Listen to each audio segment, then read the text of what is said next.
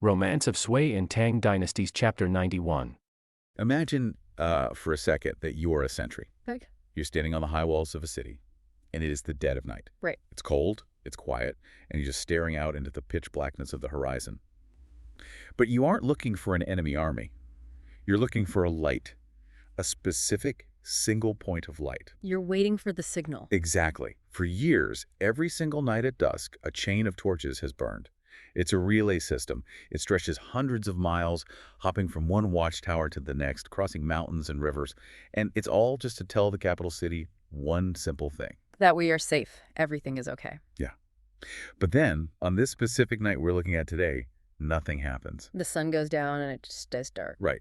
The sky turns black, the horizon stays dark, no fire. And the next night, darkness again.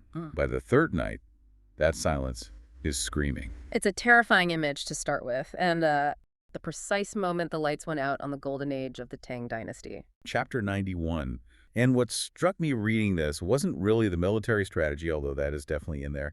It was the psychology. How Emperor Xuanzong, this truly legendary figure, and his inner circle reacted when the world actually started falling apart. It is a fascinating and frankly disturbing look at leadership. History books usually just give you the dates, the battles, the treaties. Yeah, the dry stuff. Exactly. But the source, it zooms right in on the panic. It shows us what happens when a leader listens to the wrong people, and worse, what happens when the people in charge stop caring about the nation and start caring exclusively about their own survival. It really reads less like a history textbook and more like, I don't know, like a corporate thriller, like where the board of directors is looting the company right before the bankruptcy is announced. That is a scarily accurate analogy. So let's set the scene with this fire system. They call it the Ping'an fire. The safety fire. Right, the safety fire. Because when I read about it, I was really surprised by how sophisticated it was. I mean, this wasn't just some guy waving a torch on a hill. Oh, no, it was serious infrastructure. It was an ancient high-speed communication network. The source actually describes it in detail. Every 30 length, which is roughly 10 miles, there was a smoke tower or a beacon station. Wow. It was a rhythmic daily pulse. If the borders were secure, the smoke went up by day and the fire was lit by night. That signal would travel tower by tower all the way back to the capital, Chang'an. It was literally the heartbeat of the empire. And Emperor Xuanzong relied entirely on that heartbeat. As long as he saw that fire from his palace balcony, he could just go back to his music, his poetry, his time with his favorite consort, Lady Yang. It was the ancient equivalent of a server status light glowing green. Exactly. But when that heartbeat stopped for 3 nights in a row, the denial finally broke. He knew. You can ignore rumors in the court, but you cannot ignore the darkness. And that is when the courier horses finally arrived. And they aren't bringing good news. Far from it. The news is catastrophic. Tongguan has fallen. So for you listening, if you aren't looking at a map of 8th century China right now, Tongguan wasn't just a basic checkpoint. No, it was the lock on the front door of the capital. Right. It was this natural fortress, a mountain pass that was supposed to be completely impregnable. Basically, if you lose Tongguan, there is nothing left between the rebel army and the emperor. The door is wide open. Precisely. And the report says that General Jie Shuhan, the man guarding it, has had his entire army wiped out. We are talking about the total destruction of the main defense force. But here is the nugget in the source material that just made me so angry on behalf of this general. Tongguan didn't fall because the walls were weak. No. It didn't fall because the soldiers were cowards. It fell entirely because of office politics back in the capital. It is a profound tragedy of jealousy. You have to understand the dynamic here. The prime minister, Yang Guozhong, he's the cousin of the famous consort Yang Guifei. So he's got extreme family privilege. Exactly. He is arguably the most powerful man in the empire, besides the emperor himself, and he is deeply, deeply paranoid. He thought General Jie Shuhan was plotting against him, right? Yes. The general knew his best military strategy was just to sit tight. He was behind massive fortified walls. The rebel army, led by Enlu Shan, was far from home. And running out of supplies. Right. The smart play was to defend and wait them out. But Yang Guozhong was terrified that if the general sat there too long, he might turn his army around, march on the capital, and remove the corrupt prime minister. So to save his own political skin, the prime minister literally forces the general to attack. Yes. He pressures the emperor to issue a direct order, attack immediately. He forces the army out from behind their safe walls and straight into an obvious trap. And just like that, 200,000 men are lost. That is just infuriating. But what happens next gives us the first real look at Yang Guozhong's character during a crisis. The news arrives, the news that he caused, and what does he do? Does he apologize? Does he offer to resign? Absolutely not. He spins the narrative immediately. Of course he does. He stands up in front of the court and says, "See, I told you. Qin Shi Huang waited too long. His hesitation allowed the enemy to come up with a better plan." That is classic gaslighting. He breaks the lock on the door and then blames the doorman for being too slow. That's exactly what it is. And he gets away with it because the emperor is in a state of absolute shock. The capital is defenseless. The rebel leader and Lucian is marching toward them. So the emperor calls an emergency council meeting. And this brings us to what we can call great debate. I really love this scene in the text because you can just feel the tension in the room. It's basically team fight versus team flee. It really is. The room is completely split. On one side, you have the traditionalists, officials like Wei Jiansu and King Guizhen. They are looking at the emperor and saying, whatever you do not run. What was their main argument? Because, honestly, sitting in a city waiting to be besieged sounds pretty terrifying. It is terrifying, but they were arguing for what you might call the Churchill approach. They said, recruit, grab every able-bodied man in Shan, open the imperial treasury and pay them whatever they want. Buy a new army. Exactly. And recall the legendary generals, Guozi and Li Guangbi, who are out fighting elsewhere. Block the roads, defend the city street by street if you have to. So they genuinely believed the Tang Dynasty brand was still strong enough to rally the people. They did. They believed the dynasty still had legitimacy. If the emperor stood his ground, the people would fight for him. The ancestral temples were there. The history was there. To leave was to admit total defeat. Right. And then you have Yang Guozhong. What is his counterpitch? He uses a phrase that sounds very poetic, very wise, but in this context, it's actually poisonous. He says, far water cannot save near fire. Meaning those other generals are just too far away to help. Exactly. He dismisses the idea of defense entirely. He proposes that the emperor should leave the capital immediately and flee to western Shu, which is modern-day Sichuan province. Now, if you just look at a map, retreating to the mountains of Sichuan sounds somewhat strategic. It's hard terrain, it's easy to defend, it creates distance. But you flagged something in your notes that completely changes how we should interpret this suggestion. This is the massive aha moment of the chapter. Yeah, this blew my mind. Why Shu? Why that specific region? It turns out this wasn't a panic, spur-of-the-moment tactical idea. Yang Guozhong used to be the military governor of that exact region. The source explicitly states that he had been secretly stockpiling resources and wealth in Shu for years. Wait, so while he was prime minister, supposedly running the whole empire in Chang'an, he was basically building a doomsday bunker in Sichuan. That is exactly what he was doing. This was his golden parachute. He wasn't suggesting Shu to save the Tang dynasty. He wasn't doing it to protect the emperor's legacy. He was suggesting it because that is where his money was. That's where his power base was. That recontextualizes the entire debate. He's not a strategist giving military advice. Yeah. He's an embezzler trying to get the emperor into his getaway car. And he is perfectly willing to drag the emperor along with him just to ensure his own personal safety. Surely someone in the court called him out on this. Yeah. You can't just propose abandoning the capital of the world without pushback. Oh, they definitely tried. The official King Guizhen gave a very passionate speech. He really tried to inject some reality into the room. He pointed out that the rebels were actually exhausted. They had marched a long way. They weren't invincible. Right. He argued that they were terrified of the imperial reputation. He warned the emperor. He said, if you flee, the capital falls. The ancestral temples will be abandoned. The psychological blow to the people will be completely unrecoverable. So it's a stalemate. You have duty on one side, stay and fight, and you have fear and corruption on the other, run to the safe house.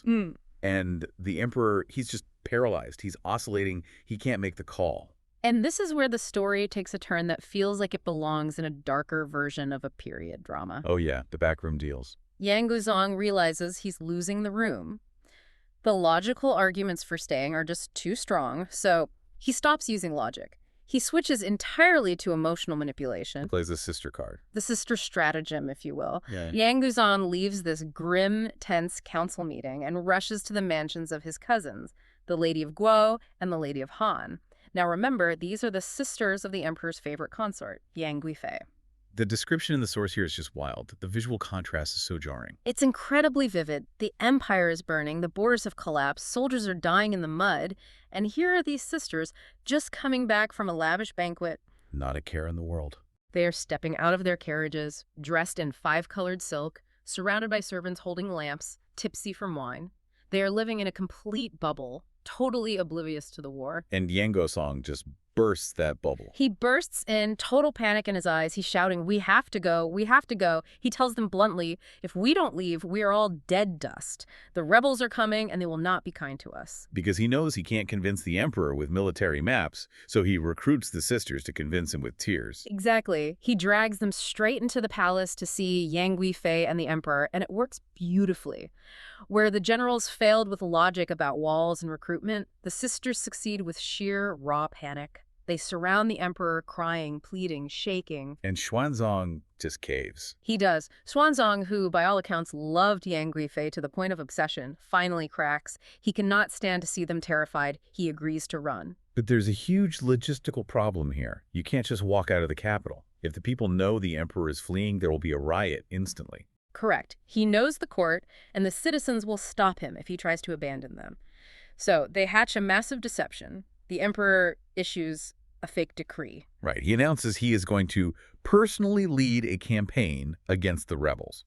A personal conquest. It sounds incredibly brave, right? "I am marching out to meet the enemy." It's perfectly designed to make the people cheer, to make the officials think he's finally taking decisive action. In reality, it's just a cover story. Smokescreen. It's a lie to get the city gates open so he can slip away to the prime minister's safe haven in Sichuan without anyone stopping him. It's the ultimate bait and switch. "I'm going to fight for you," he says, while literally packing his bags to leave you behind. It is cynical and it's deeply tragic. So the plan is set. It's pre-dawn. The group gathers at the Yangkou Gate to slip out. And this brings us to a moment in the text that I found genuinely disturbing. It's what I'd call the Sophie's choice of the episode. They have limited carriages, they need to move fast, so they have to choose who goes and who stays. This part is heartbreaking. It really reveals the hierarchy of the emperor's heart. First, there is the issue of Consort Mei. That's the X, right? Yes, Mei Fei. She was the emperor's favorite before Yang Guifei came along. She's still living in the palace. The emperor actually wants to bring her. He actively suggests it. But Yang Guifei is standing right there. And even in the middle of a total societal collapse, with their lives on the line, jealousy is still calling the shots. She vetoes it. She puts her foot down. She absolutely refuses to let Consort Mei get in the carriage. And the emperor, he just gives in. He leaves Mei Fei behind. That is cold. But honestly, what he does to his own family next is even colder. It really is. The emperor decides not to tell the other princes, the princesses, or any of the extended royal family. Yang Guirong argues, if we tell them, word will get out. It will create a huge scene. It'll slow us down. Right. We need to move fast. Let's just pause and sit with that for a second. The father of the empire is sneaking out the back door with his favorite wife and her corrupt cousin, and he is leaving his own children and grandchildren behind to face a barbarian army. That is exactly what is happening. It creates a shocking betrayal. In Confucian culture, the emperor is the literal father of the nation, the ultimate patriarch.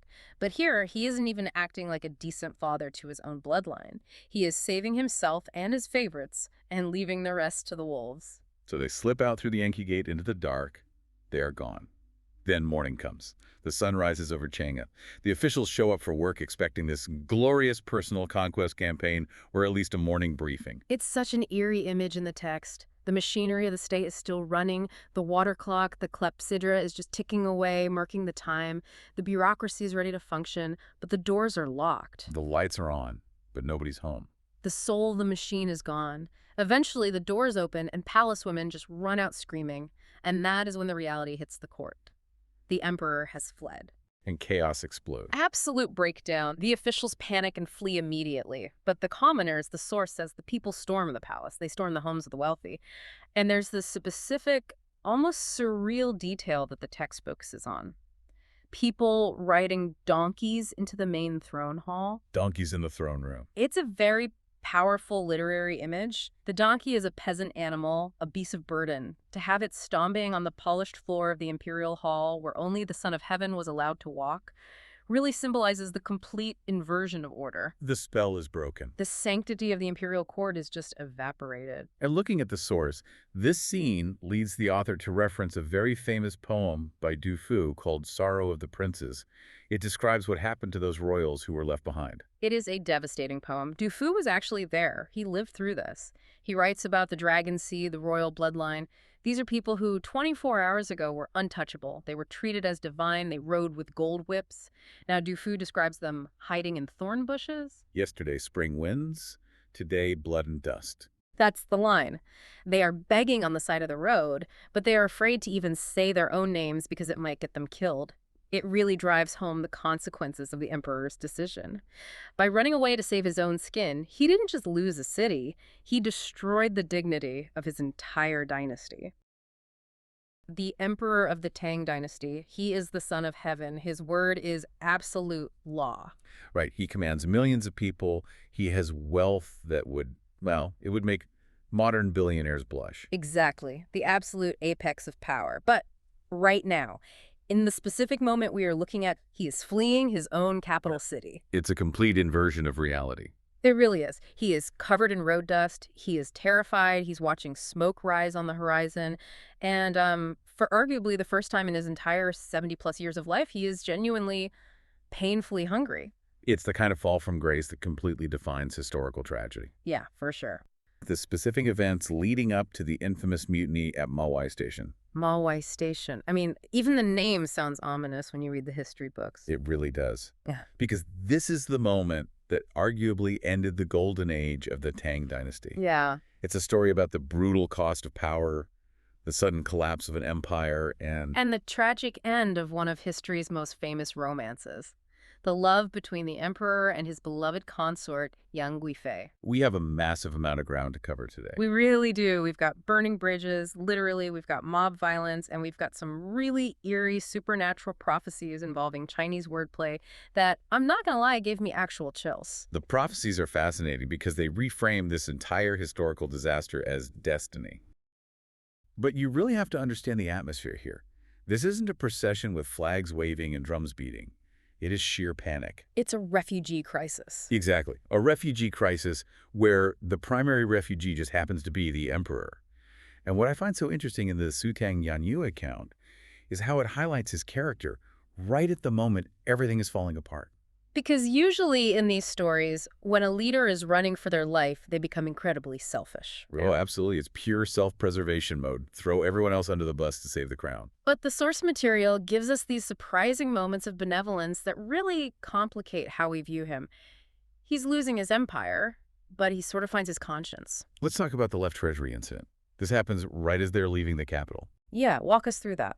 So the royal entourage is passing the left treasury, or Guozhong. Think of this as the national bank vault. It's a massive stockpile of the empire's wealth. Silk, silver, grain, you name it. And the scene is just chaotic. Extremely. There are soldiers standing there with torches ready to burn the whole thing down. A scorched earth policy. Precisely. And the prime minister, Guozhong, is the one pushing for this. He argues, quite logically from a military standpoint, that they can't carry it all. Right. So they should burn it to prevent the rebels from using it to fund their war machine. It's that cold strategic decision of not leaving resources for the enemy.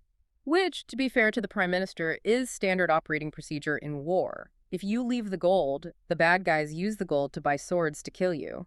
It is entirely logical. Oh, But the emperor stops him. He steps in. He steps in. Guozhong looks at the situation and he essentially says no. And his logic is amazing. He says, if the rebels come here and find the treasury empty or burned, they aren't just going to shrug and move on. They're going to loot the common people even harder to make up for it. Exactly. He refuses to burn the wealth, specifically to spare his subjects from being pillaged. He says it's better to leave it to the rebels than to heavily burden his people. He is effectively bribing the rebels with his own money to save the citizens of Chang'e. That is actually really thoughtful. It is. And he doubles down on this mindset just a little while later at the Biamen Bridge. This scene feels so cinematic to me. It really does. This is a huge moment. The royal carriage crosses the bridge over the river. They are terrified of being pursued. And once they are safely on the other side, Guozhong, again thinking like a strategist, orders the bridge to be burned. Burn the bridge so the rebels can't follow them. cut off the pursuers. It makes perfect sense if you were only thinking about the safety of the VIPs, but the emperor loses it. He is furious. He looks back and sees the smoke rising, right? Yes, he demands to know what's happening. And he makes this incredibly poignant point. He says the common people are also trying to run away from the rebels. They're right behind us. If you burn the bridge, how are they supposed to escape? Wow, so he sees the bridge not just as his escape route, but as their lifeline. He literally calls it cutting off their path to life. He actually orders his chief eunuch, Gao Lishi, to go back and put out the fire immediately so the refugees can cross. It's so interesting because historically, Xuanzang is often blamed for this whole rebellion. He let things slide, he was distracted by romance, but here, in his absolute worst moment, he shows this moral clarity. The source text makes a fascinating point about that. It mentions that later historians believe these two specific acts, saving the treasury and saving the bridge, were the actual reason Xuanzang was eventually able to return home and live a long life. Like accumulating good karma. In a way, yeah. Or maintaining the mandate of heaven. It establishes that even though he made massive political mistakes, he hadn't lost his humanity. He still recognized his duty to his subjects. But here's the harsh reality of being a refugee, even a royal one. Caring about your subjects does not fill your stomach. No, it certainly does not. And this is where the reality check hits them so hard. They reach the Wangxian palace, hoping for rest and food, and it is completely desolate. It's noon, they haven't eaten all day, and the local officials have all fled. The whole system is broken down. There's no welcome committee, no banquet. I think the detail that stuck with me most here is the food situation. Yeah. You have the Emperor of China, a man who eats the finest delicacies from across the continent, and what does he end up eating? Rough rice mixed with beans. This mixed with beans. And it's not served on gold platters either. Commoners bring it out in whatever random containers they have. And the description of the royal grandchildren is just heartbreaking. These are sheltered princes and princesses. And they're so hungry they're scooping this rough rice up with their bare hands. It's a complete loss of dignity. But notice Xuanzang's reaction here. He doesn't complain. He doesn't demand better treatment. He pays the commoners heavily for the food, probably overpaying massively, and he just starts weeping with them. It becomes a shared trauma. He's not above them anymore. He is suffering right alongside them. And in the middle of this weeping, we get an interaction that I think is crucial for understanding the emperor's mindset. It's almost like a scene from a play where the truth teller walks onto the stage. Yes, the old man. Guozhong. Guozhong, he's not a minister, he's not a general. No, he's just a white-haired old man from the village. And And he steps forward and tells the emperor right to his face, "We knew Alu Shan was going to rebel for a long time." that has to hurt to hear. Just a blunt "we told you so." He goes even further. He says anyone who tried to warn you about this was killed or dismissed. He accuses the emperor of living in a bubble, surrounded by sycophants, totally cut off from the reality of the empire. He compares the current court to the honest ministers of the past, right? Yes. And normally, this kind of insolence would get you executed on the spot. Oh, absolutely. Saying, "Hey, emperor, this is your fault because you wouldn't listen." That's a death sentence. Does the emperor execute him? No, he says, "This is all my lack of clarity, but it is too late for regret." He actually owns it. He admits his blindness. Yeah. It is a moment of total defeat. He realizes he built the trap he is now caught in. The bubble has burst, and the old man is just stating facts. And unfortunately, that trap is about to snap shut at a place called Maowai Station. Maowai Station. This is the turning point of the entire saga. So set the scene for us at Maowai. The army arrives, but they are exhausted, they are starving, and most importantly, they are angry. An army that is hungry, retreating, and unpaid is a very dangerous beast. They are looking for someone to blame. They are. And the target is glaringly obvious. Prime Minister Yang Guozhong. The guy who wanted to burn the treasury and the bridge. Right. He's also the cousin of the emperor's favorite consort, Yang Guifei. The soldiers view him as the architect of this whole disaster. They believe his corruption and sheer incompetence led directly to the rebellion. And honestly, based on his bridge-burning instincts, he is not winning any popularity contests with the troops anyway. No, definitely not. So you have soldiers, led by General Chen Yuanli, and a defeated general named Wang Xili. They are whispering in the ranks. They just need a spark to set it off. And they get one in the weirdest way possible. Tibetan envoys. Yeah, it's a classic wrong place, wrong time situation. Yeah. There is some Tibetan envoys traveling with the court. They block Yang Guozhong's horse to complain that they haven't been fed either. It's basically a hunger strike mixed with a labor dispute. essentially. But General Tenyuanli uses this moment perfectly. He shouts out to the troops that Yang Guozhong is conspiring with the foreigners to rebel. Which is a lie, right? It is complete fabrication. Yang Guozhong was many things, but he wasn't conspiring with Tibetans right there in the open. But it doesn't matter. The truth doesn't matter anymore. It gives the soldiers the excuse they've been waiting for. They attack. And this isn't a formal trial. This is a mob. It is a total massacre. They cut down the prime minister, they dismember him, they kill his son, they kill the Lady of Guo, his sister. And in this incredibly gruesome display, they mount Yang Guozhong's head on a spear and stick it outside the station gate. The source text has this really poetic line about his fall, doesn't it? Yes, it says, even if an iceberg is 10,000 feet high, it's not hard for it to melt away in a single day. That is a powerful metaphor. One day he's the second most powerful man in the empire, and the next, his head is on a spear. So the traitor is dead. You would think the soldiers would be happy. They got their blood. But they don't leave. No, they don't. The emperor comes out to tell them, okay, justice has been served, calm down. But they don't move. They refuse to disperse. And this is the most dangerous moment for the emperor. He asks them, the traitor is dead. Why are you so gathered? And they give him that chilling answer. They say, the root of the trouble remains. Me and consort Yang. Yeah. Yang Guifei. This is the part that always gets me. The emperor tries to defend her. He pleads with the soldiers. He says she lives deep in the palace. She has nothing to do with her cousin's politics. She's innocent. And he's right, isn't he? Historically speaking. Historically. Probably. Yeah. She wasn't some political mastermind. She was a woman who enjoyed luxury and the emperor's favor. But in the logic of an armed mutiny, innocence is totally irrelevant. It's not about what she did. It's about what she represents. Exactly. And this is where Gaolishi, the eunuch who put out the fire at the bridge, steps in as the voice of cold, brutal pragmatism. He pulls the emperor aside. What does he say to him? He tells the emperor the consort may be innocent, but the soldiers have just killed her cousin and her family. If she lives and remains by your side, the soldiers will never feel safe. Because they think she'll whisper in the emperor's ear and get revenge later, like, kill the men who killed my cousin. Precisely. They will always fear her vengeance. Gaolishi says, if the soldiers are safe, then your majesty is safe. He's telling the emperor that it's a binary choice. To survive this day, he has to sacrifice the woman he loves. It's her or the throne, her or his own life. That is an impossible choice. But looking at thousands of angry soldiers with blood on their swords, the emperor realizes he has no leverage.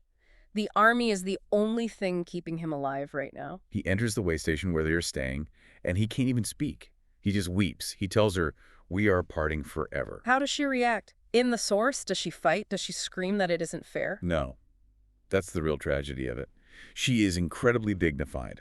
She understands the political reality better than he does in that moment. She says, I have burdened your majesty greatly. I die without regret. She just accepts it to save him. She just asks for permission to pray to Buddha first. And then the execution happens. It's not a beheading, right? No, that would be considered too messy for a royal consort. It's very specific. Gaolishi provides a luanjin, a silk scarf. She goes to the Buddhist hall, stands under a pear tree, and hangs herself. She was only 38 years old. 38. And the horror doesn't end when she stops breathing. Why? What happens next? Because rumors fly easily in a chaotic army. The soldiers outside didn't actually believe she was dead. They thought the emperor might have faked it to smuggle her out. So they needed proof. General Chen Yuanli actually has to bring the body out on a stretcher. He has to lift the covering and show them her face. They forced an inspection of the corpse. They had to see it. Only when the soldiers saw her dead face did they take off their helmets, boo, shout, long live the emperor, and disperse. The tension broke only when she was confirmed dead. It's horrific. It's a mob demanding a human sacrifice, and once they get it, they go right back to being loyal subjects. It really highlights the precarious nature of the emperor's power. He is their leader only as long as he gives them what they want. And then, as if the universe wanted to twist the knife a little deeper, we get this detail about the lychees. This feels like something a screenwriter would add to make the audience cry, but it's right there in the text. It is a devastating moment of irony. Everyone knows Yang Guifei loved fresh lychees. It was her signature thing. The emperor had set up this elaborate, incredibly expensive courier system to ride day and night to bring them fresh from the south to the capital. We're talking about the Pony Express of fruit here. Exactly. And right after they bury her, in a shallow grave by the road basically, A courier arrives With the fruit? with fresh lychees. The fruit that was meant to delight her arrives just moments after she's been strangled. The emperor sees the delivery and just breaks down completely. He orders the lychees to be offered at her grave instead. Talk about a symbol of lost love. It emphasizes the utter futility of it all. All that effort, all that luxury, ending in a roadside grave with a basket of rotting fruit. Now, here is where it gets really interesting. The source material pivots from history to almost supernatural analysis. The emperor starts realizing that this nightmare wasn't just bad luck, it was predicted. Yes, and this is very common in classic Chinese literature. The text dives into dream interpretation and wordplay. The emperor recalls a dream he had a while back about visiting Shanyun Station. Walk us through this dream, because on the surface it sounds like a standard weird dream. He's riding a dragon. He's riding a white dragon, moving very fast. Yang Guifei is riding a black dragon, moving very slowly. And they see a mountain ghost. And this is where we need to explain the Chinese characters to you, because the prophecy is hidden in the spelling, right? Right. So in the dream, this mountain ghost claims to be a local deity. But the emperor analyzes the characters later. The character for mountain is Shan. The character for ghost is Gi. Okay, Shan and Gi. If you put the character Shan on top of the character Gi, it forms a new character, Wei.